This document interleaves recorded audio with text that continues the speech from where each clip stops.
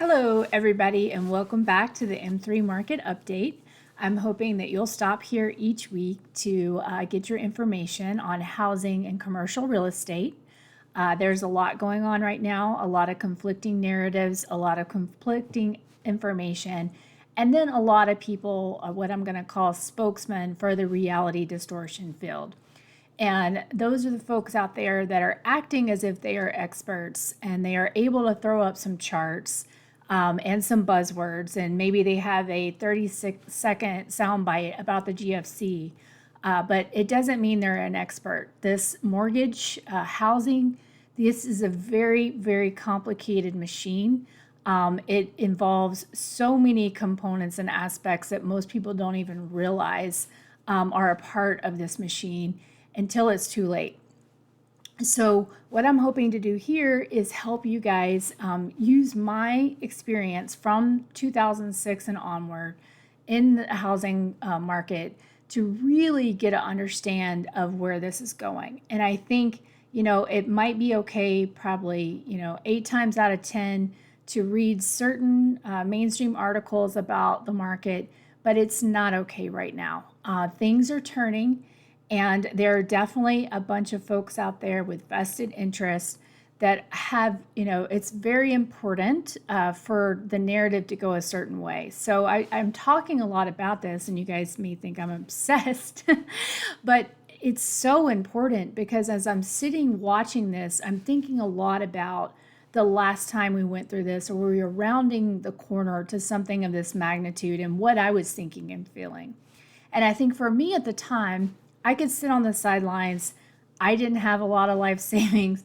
My 401k was not impressive. My job didn't pay that much money. So I could sit and watch this with a level of disinterestedness that maybe some other people couldn't. But this time, I definitely have more at stake for what's to come, as well as I feel more passionate about educating others. Before, it was just kind of like I paid a ticket and went to a movie and watched it happen. This time around, I feel so very passionate about preparing everyone to go into this. And so, a lot of folks out there will call me a doomer, things of that nature. Guys, if this turns around, I'll be the happiest person on the planet. I really it's hard to explain, but I really didn't want this to be true. And until I went on the road, I wouldn't have believed half of what I'm saying. But then once I did, I kind of, I came back, I took what I saw on the road, I took all the research that I had been doing, and I've arrived here feeling very convicted about bringing you this information. And if it starts to go the other way, I'm going to tell you that as well. So, hopefully, even if I am biased, which of course we all are biased, hopefully you will be able to see through my bias by the amount of data and information that I provide each week. And I'm not just throwing generalizations out there, and I'm not arguing for argument's sake out there on Twitter either. I really am trying to educate and help prepare people for what's coming, whatever that may be. So welcome back. This week, the Substack sort of focuses on the reality distortion field.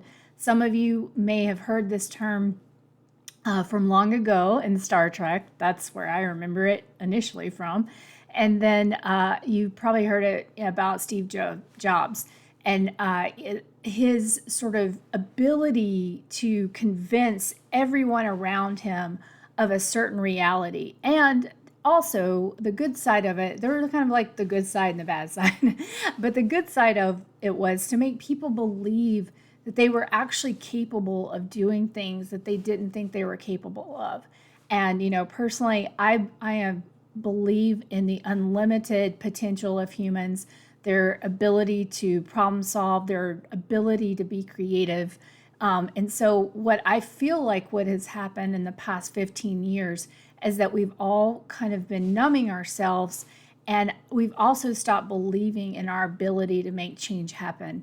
And I think that we can. And so that's an important thing that Steve Jobs had, was the ability to make people believe in their own capabilities. And so that's the good side of it.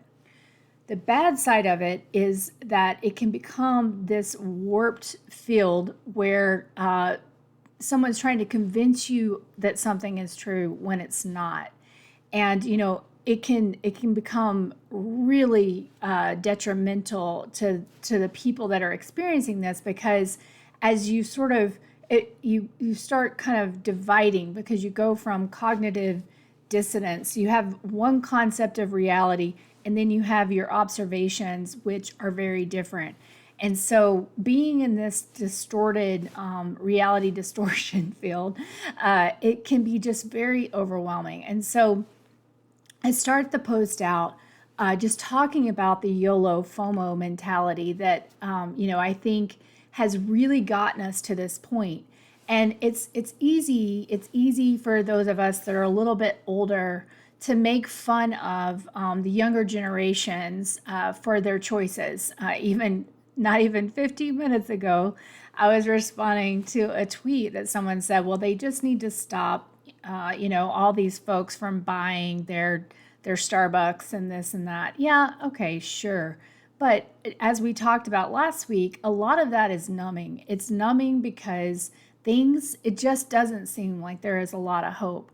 There just doesn't seem to be a path that many can take, because when you get so far behind, it's really hard to understand how you're ever going to get moving forward. And it can just feel like this crushing weight. And so you numb, you say, okay, I'm working 20 hours a day. My bank account looks exactly how it did 6 months ago. I'm not able to save. Okay, I'm going to go out. I'm going to have a good time. I'm going to spend that money, and I'll deal with it later, because I'm being told, there's not going to be Social Security. I'm being told I can't afford a home. My rent's skyrocketing. I'm being told AI's coming and I may not have a job. This is AI and this narrative that's a little recent, but in reality, we've been talking about this for a very long time, and jobs have been going away. They've either been going to technology or they've been going overseas, and often it's a combination of both. And so, I think that when I posted this weekend an article that from National Mortgage News, which to me it was a little shocking they actually published this, but it said out of 1,000 survey participants, 62% of folks that got their mortgages in 21 and 22 were struggling to pay their mortgage. Now, I would have thought maybe there'd be some empathy, but the response on FinTwit was very telling in that, either people are just kind of, that's a lie. That's not true. Like, they just couldn't believe people were struggling, which just seems so bizarre to me, because maybe people are that isolated on FinTwit, and I'm thinking of just responding like, when's the last time you talked to somebody who made less than $50,000 a year, or at this point, 100,000? These people just seem so disconnected from reality. It makes me think it's less about even what they're seeing and more about what they want to be true, and they've created their own reality distortion field, based on kind of this YOLO-FOMO combination that has driven us here. So, it's very odd to me to kind of see and experience this. And some of the other comments were also crazy, just kind of, a lot of anger from boomers and older Gen X about, well, I suffered, they should have to suffer. Sure. Okay. Yeah. Believe me, when I first had to start working with millennials and Gen Z, it was a real transition, I'll have to say. But then I also had to look at it from their perspective and felt like they could teach me a lot as well. And so I needed to be open to that perspective. And so in the Substack this week, please check it out, I talk about the fact that we're all going to have to get over all these little, sound bites of anger that we seem to be able to play so readily. And we're going to have to work together because this will impact all of us. No one is going to escape this. So being upset with Gen Z, who thinks Starbucks is a necessity, that's just not going to help. We need to educate. We need to show them a different way. And so instead of yelling at these folks, I think we're going to have to, kind of reach out a hand and help them and help educate them on how, maybe there is actually a future.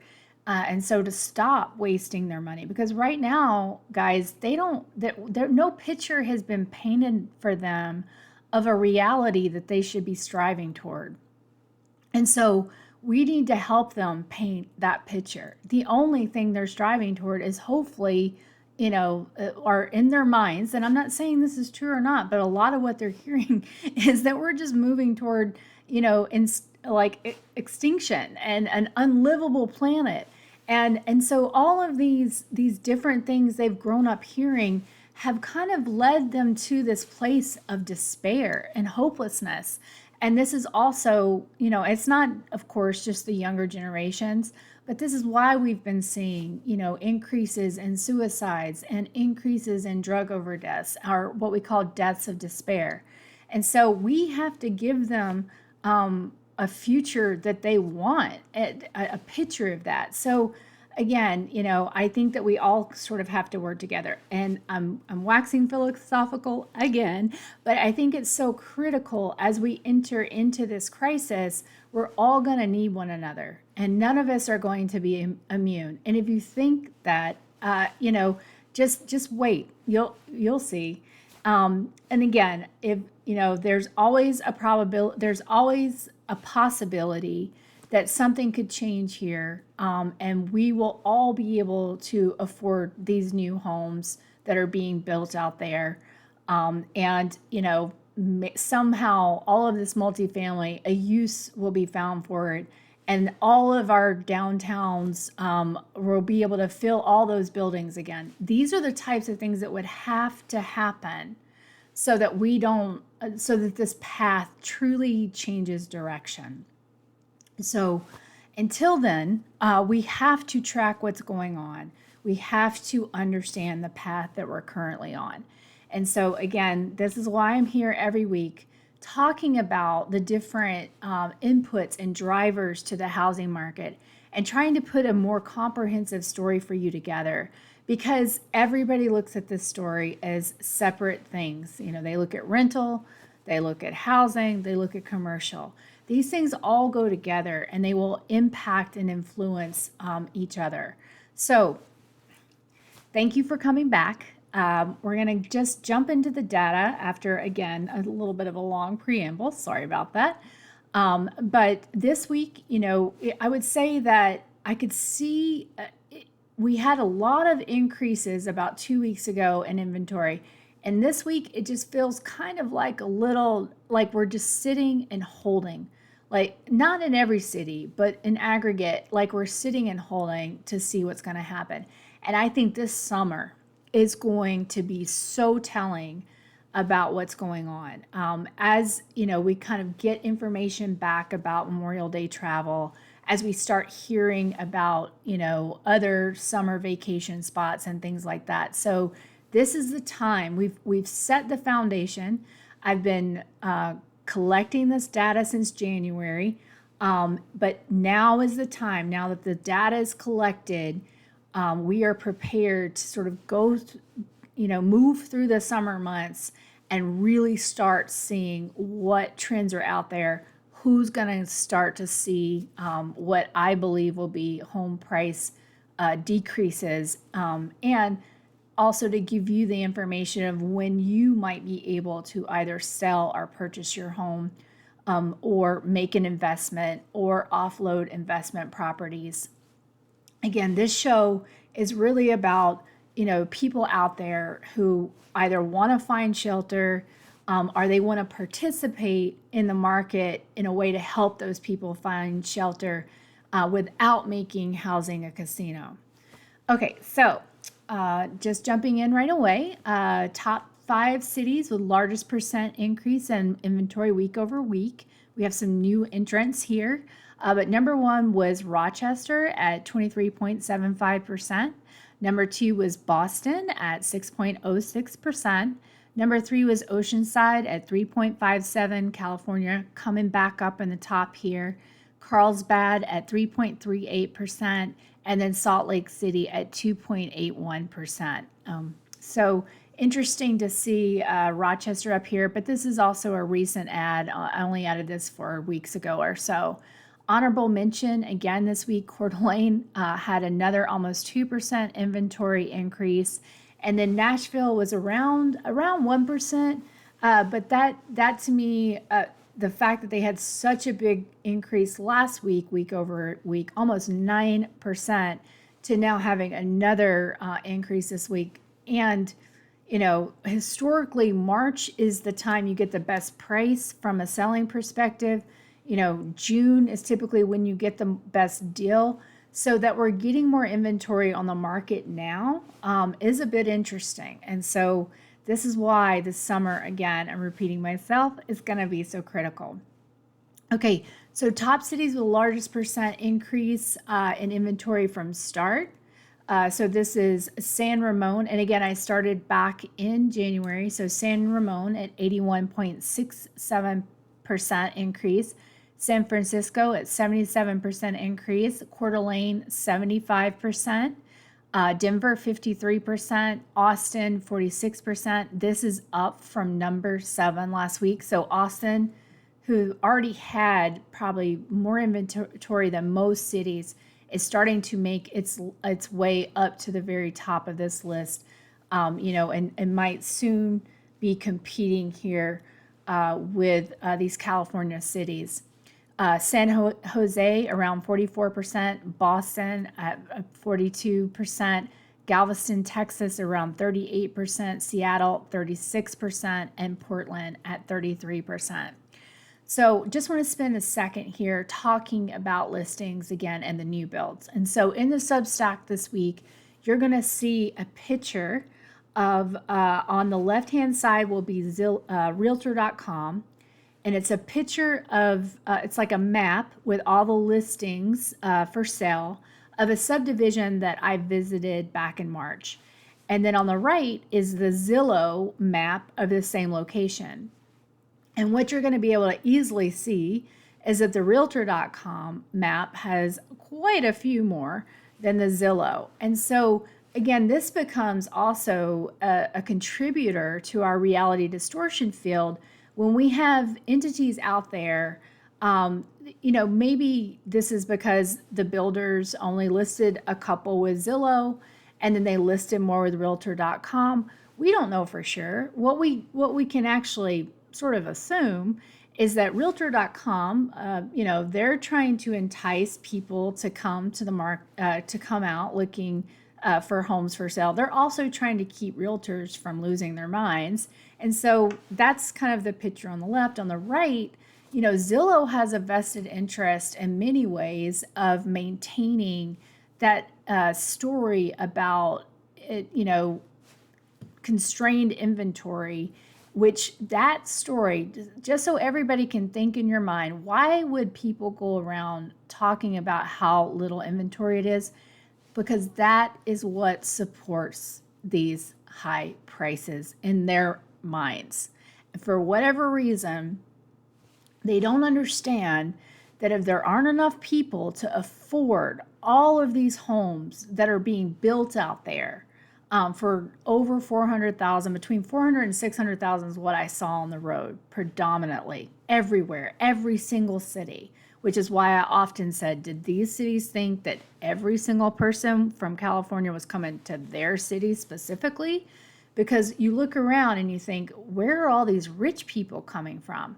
And I know that we were a little deluded over the last few years, that we were all like, wage inflation was going to go gangbusters. We were all going to get rich. Everybody could afford everything. But as we are starting to see, that is not the case. And so what what's going to happen next, right? This is something I talk about. The builders are going to have to do write downs. And for the spring season, there was just enough demand, and we saw it in late 22 that could sustain those builder prices because of the incentives, because of the rate buy downs they were doing, etc. But I believe, based on what I'm seeing in the data, that tiny amount of demand is waning, and people are about to kind of just close their doors until they get a sense of what's happening, and really until they start to feel stress. And I can tell you that I think people are still hoping. They're seeing what's happening in the stock market, rallies, etc. They're putting their hopes on technology. But honestly, the underlying liquidity and collateral in the system is so constrained, guys, that we are the banking crisis was just the beginning. If you got to think about, the time period between Bear Stearns and Lehman. Like, we are in the in-between time, but we are not out of danger. So it's going to be these it's a very interesting question that I keep focusing on and wondering about, is how are these new builds not being listed out there? How is there so much inventory that I saw with my own eyes that is not being listed on the listing sale sites? One thing that I came across a new service last week called Parcel.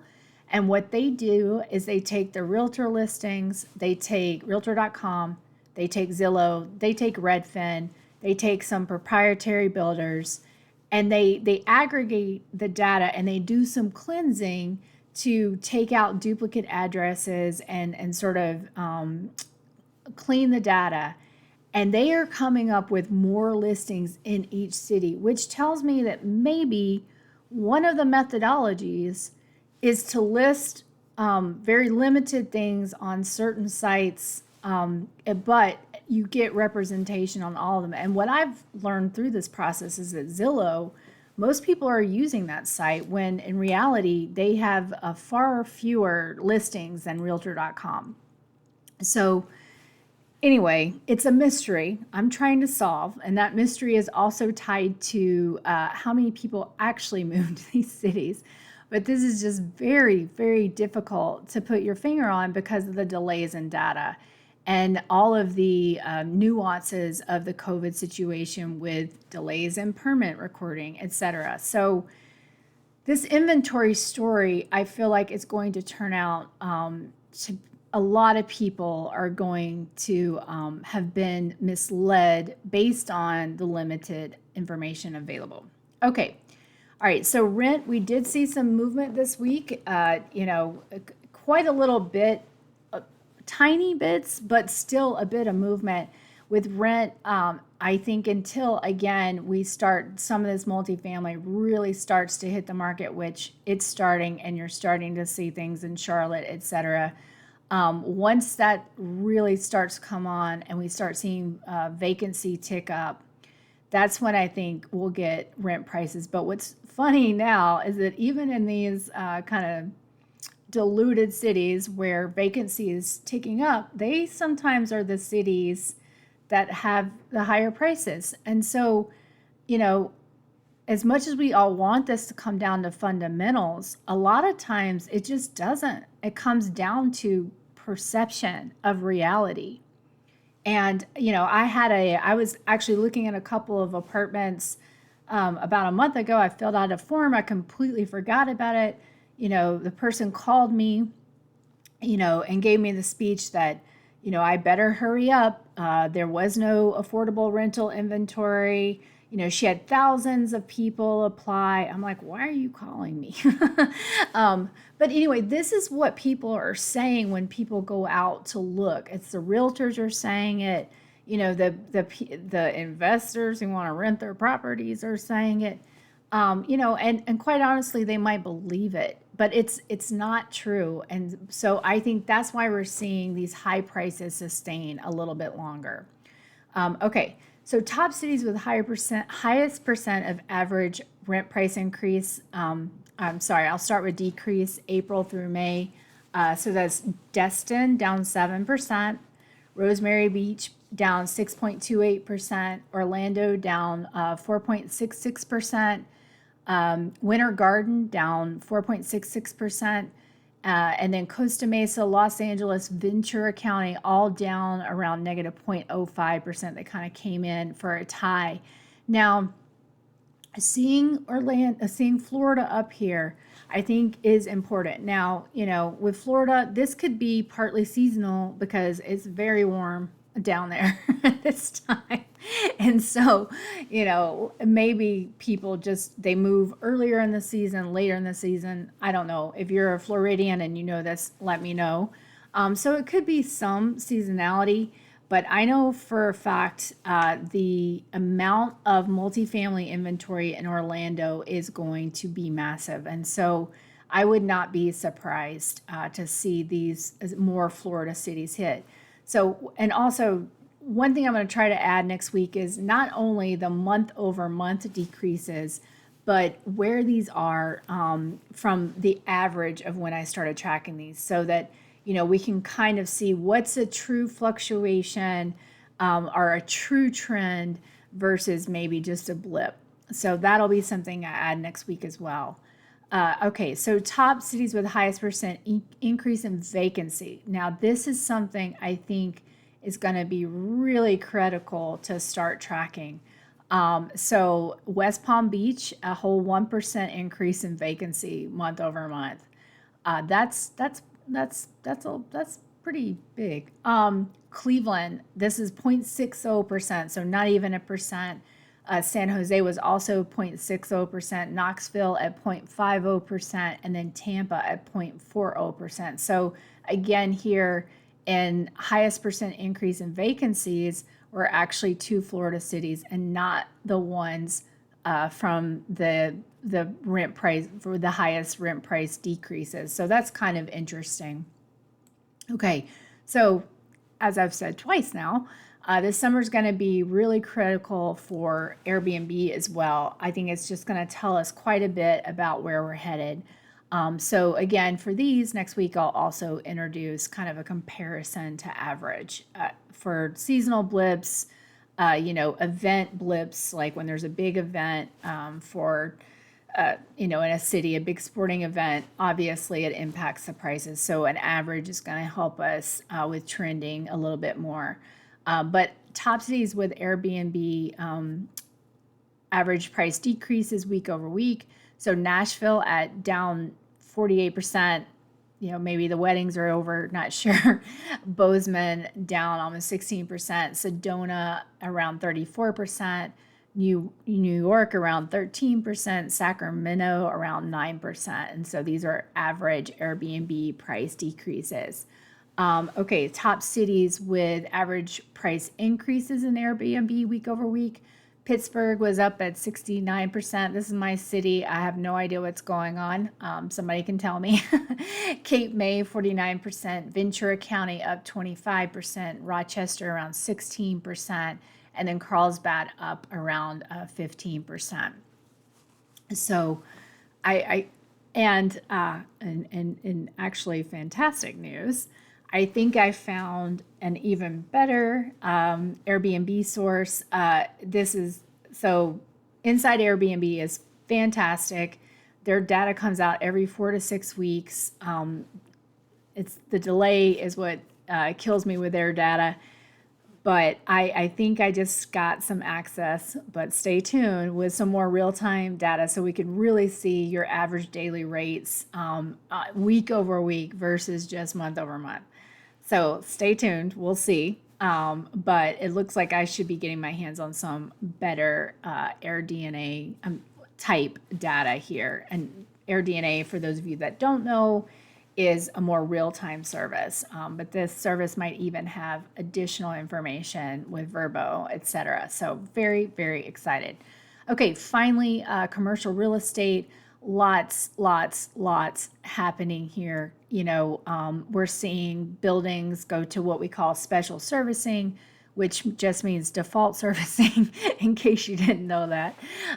We're seeing buildings being sold. We're seeing, subleases, people not being able to sublet space.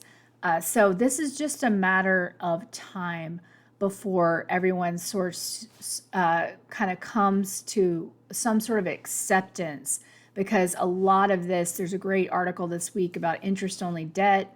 This debt is maturing and they will not be able to refinance. So there are going to be a lot of distress sellers out there. So stay tuned. In the Substack this week, I link a kind of a graph of cell phone usage in the downtowns in 2022. I think it's just a good picture of what's happening. So thank you for listening. Thank you for stopping by. This is where I would say the rubber is going to hit the road, and this is when paying attention is going to be very important, and also we're going to have to shut out or just stand up to some of the very loud screaming out there that are trying to keep the reality distortion field from falling apart. But the cracks are happening, and everything but labor so far has turned over. And honestly, with our participation rate where it is today, I don't think that this is something that we even, honestly, do we need to pay attention? Yes. But I think the problems are going to come whether or not we see the unemployment rate go massively up. A lot of people argue that's what the Fed wants. Maybe it is. But what's happening now, the train left the station. The path is very clear unless there is something that comes along that essentially overnight can make everyone come back to the downtowns and also increase everyone's salary. So the only thing I've been able to come up with there are the UFOs. If you have any other ideas, let me know. But please reach out to me. Any questions, concerns you have. Maybe you're trying to sell something. Maybe you're wanting to buy. You can reach me on Twitter at M3_Melody, MELODY, on LinkedIn at Melody Wright, on Substack at M3Melody Substack, and here on YouTube. Thank you again, guys. I really appreciate all the feedback on the content I've received and just your engagement. And so thank you for watching. If there's information you'd like to hear about, please let me know. Otherwise, I'll see you next week. So thanks again, guys. Talk to you soon.